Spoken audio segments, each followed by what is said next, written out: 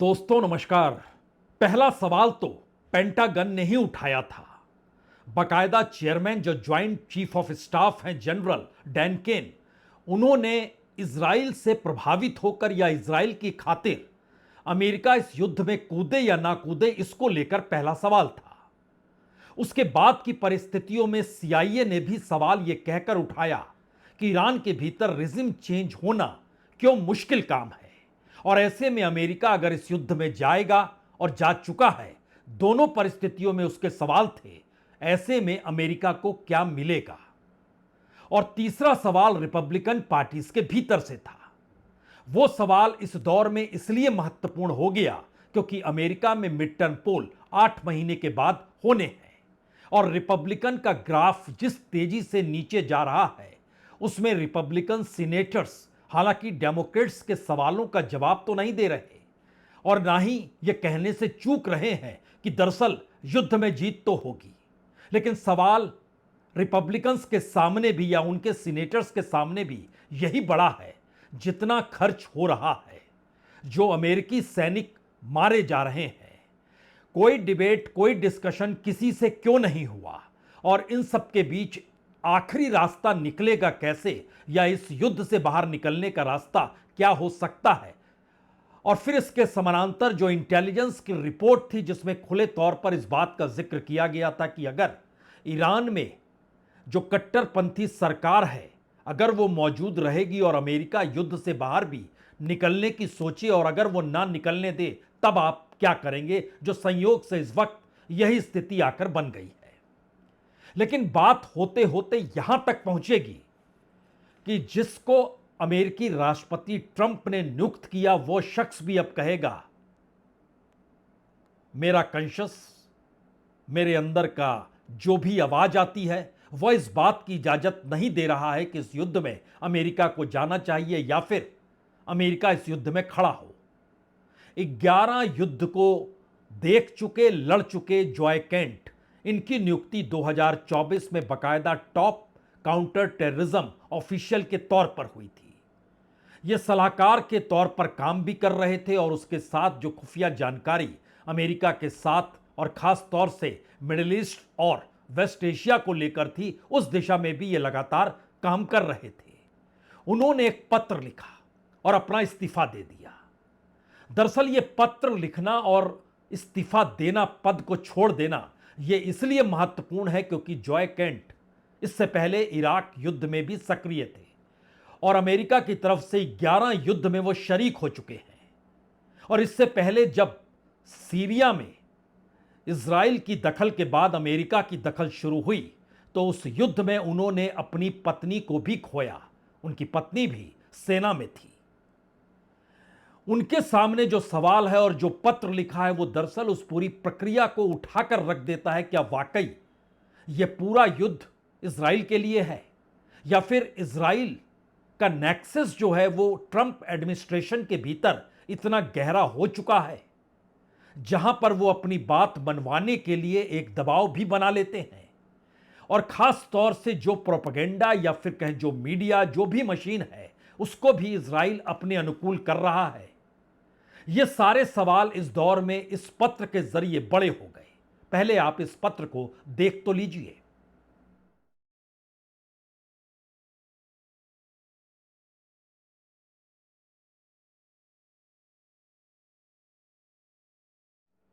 बकायदा white house या कहें राष्ट्रपति के नाम लिखे गए इस पत्र में जॉय केंट ने यह लिखा है, मैं ईमानदारी से ईरान में चल रहे युद्ध का समर्थन नहीं कर सकता। ईरान से हमारे देश को कोई तत्काल खतरा नहीं था और यह स्पष्ट है कि हमने इस युद्ध की शुरुआत इजराइल और उसके शक्तिशाली अमेरिकी समर्थकों के दबाव के कारण की थी। तो क्या इजराइल का प्रभाव इतना ज्यादा है? क्योंकि इस पत्र में यह भी लिखा गया है कि इजराइल के उच्च पदस्थ अधिकारियों और न्यूज मीडिया द्वारा जो चलाया गया एक गलत सूचना अभियान है, उसने ट्रम्प के अमेरिका फर्स्ट के मंच को कमजोर कर दिया और ईरान के साथ युद्ध को प्रोत्साहित करने के लिए युद्ध समर्थक भावनाएं इस दौर में पैदा की गई।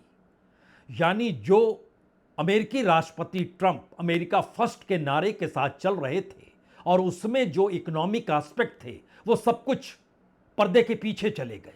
और यह सवाल इस वक्त अमेरिका के भीतर जो ट्रंप द्वारा हुई नियुक्ति के साथ साथ वो उस हकीकत को जानते हैं कि दरअसल इस पूरे के पूरे युद्ध काल में उससे पहले जो अमेरिकी राष्ट्रपति ने किया वो सब कुछ धूमिल हो रहा है। और शायद इसीलिए जॉय केंट ने यह भी लिखा, जो खुद इराक युद्ध में एक वेटरन के तौर पर थे, यानी सिर्फ सीरिया युद्ध में अपनी पत्नी को खोने का जिक्र नहीं है। जब इराक युद्ध हो रहा था तो वो खुद बतौर सैनिक सक्रिय थे और ईरान पर हमला करने के समर्थन में दिए गए तर्क और शीघ्र जीत के वादे 2003 में इराक के खिलाफ युद्ध छेड़ने को लेकर हुई बहस को वो याद दिलाना चाहते हैं। उस समय बुश को कहना पड़ा था यह अनकंप्लीट मिशन है। और संयोग देखिए, आज इराक के भीतर जब बगदाद में अमेरिकी दूतावास पर ईरान ने मिसाइल से अटैक किया तो उसके बाद यह सवाल बड़ा हो गया अमेरिका के भीतर भी कि क्या अमेरिका का पूरा सिस्टम, वो चाहे रडार सिस्टम हो, चाहे सिक्योरिटी टॉम के तौर पर जो अपने एम्बेसीज को लेकर सुरक्षित रखने की दिशा में वो करता है, वो सब कुछ इस दौर में खत्म हो चुका है। और शायद ये सवाल अब रिपब्लिकन्स के भीतर भी आने लगा है। हमें लगता है एक तस्वीर आपको पहले देख लेनी चाहिए। ये जॉय केंट की तस्वीर है अपनी पत्नी के साथ, दोनों एक वक्त अमेरिकी सेना में ही थे।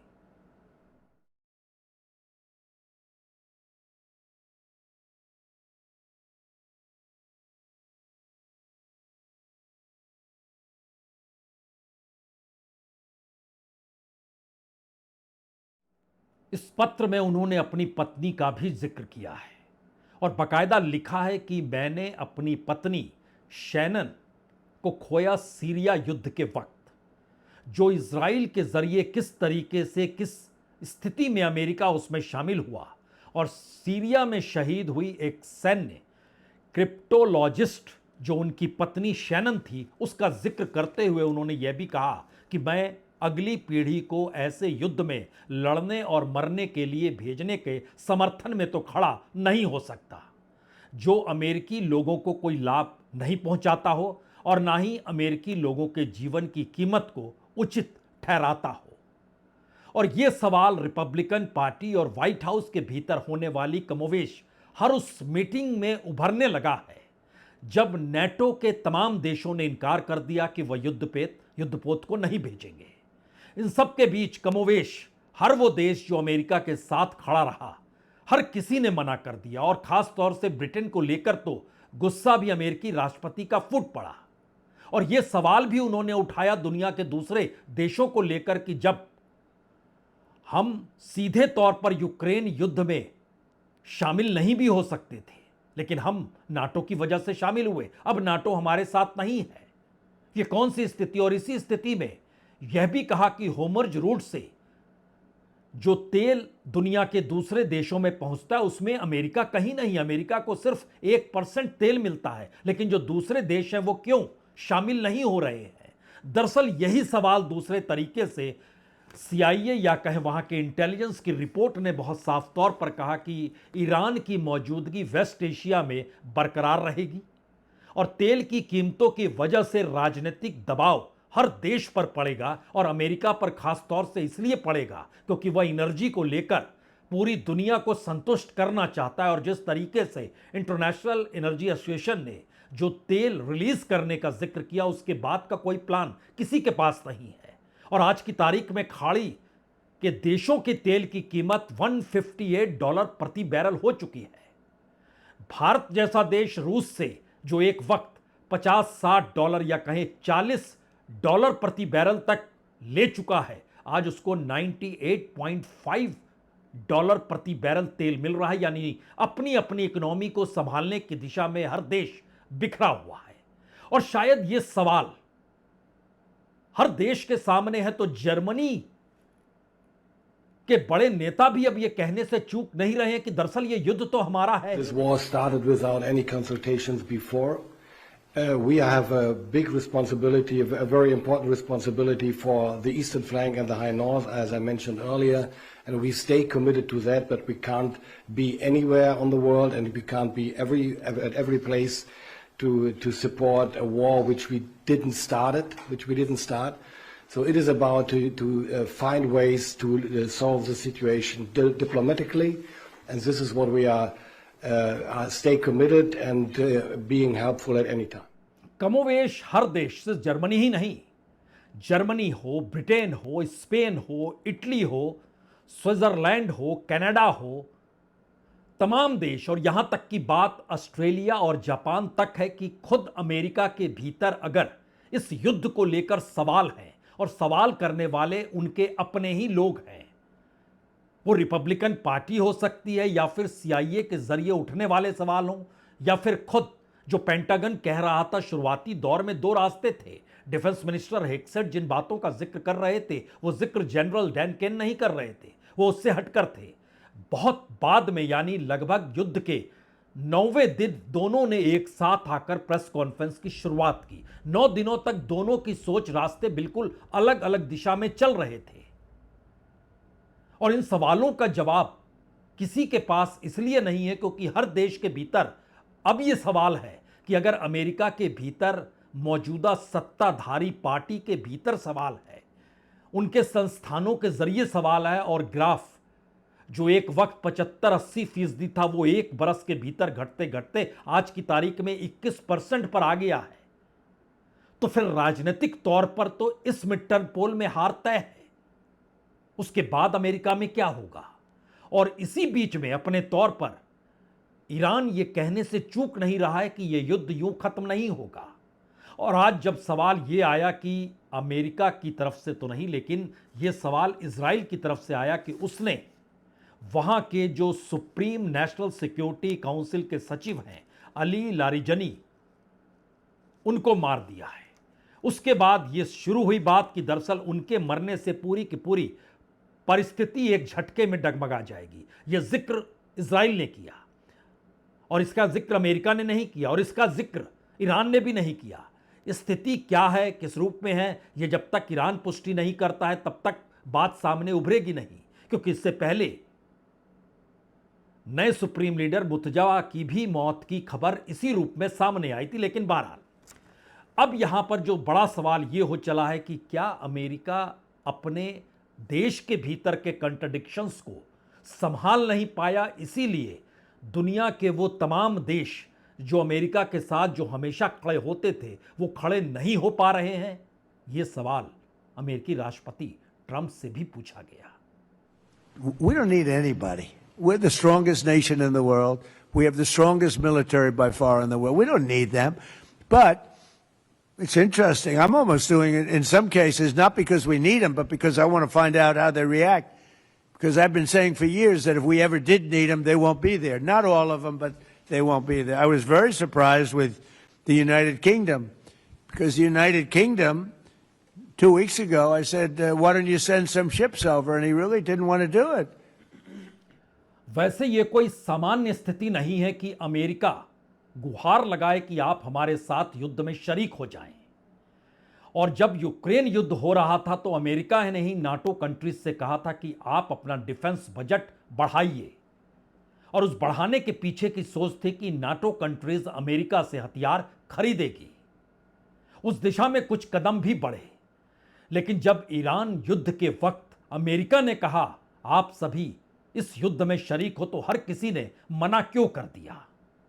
तो क्या दुनिया के भीतर जो नया ऑर्डर क्रिएट हो रहा है, या कहें जो न्यू वर्ल्ड ऑर्डर है, उसके पीछे की सोच शायद अब दुनिया में किसी भी ऐसे संस्थान की मौजूदगी नहीं चाहती है या खत्म हो चुकी है जिसकी मान्यता पूरी दुनिया में हो? यूनाइटेड नेशन खत्म हो गया। यूनाइटेड नेशन की भूमिका खुले तौर पर जो गाजा में नरसंहार हुआ, उस वक्त इजराइल की जो भूमिका थी वो कोई अंतर्राष्ट्रीय नियम कायदे को मानने को तैयार नहीं था। वेंजुला में जो हुआ उसको लेकर भी अंतर्राष्ट्रीय कानून दरकिनार कर दिए गए। जो होर्मुज़ रूट में जब चीन से गुहार अमेरिका ने यह कहकर लगाई कि आप साथ दीजिए, होर्मुज़ रूट को क्लियर कराना होगा, तो उसने कहा वो उसके संप्रभुता के क्षेत्र में आता है और यूनाइटेड नेशन का नियम है।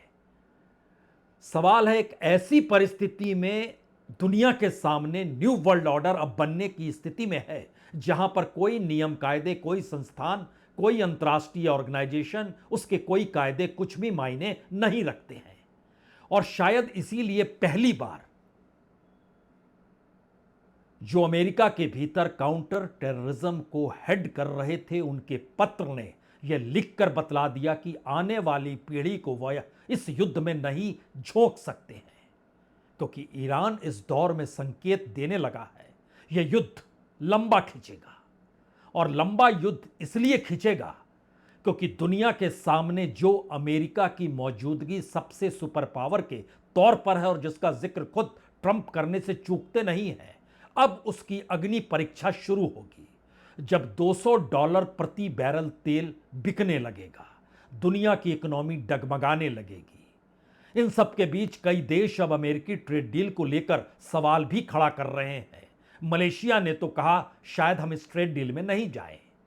अब सवाल यह है, क्या वाकई अमेरिका के भीतर जो घमासान मचा है, जो रिपब्लिकन पार्टीज के भीतर के सवाल हैं, जो CIA के सवाल हैं, जो पेंटागन के सवाल हैं और जो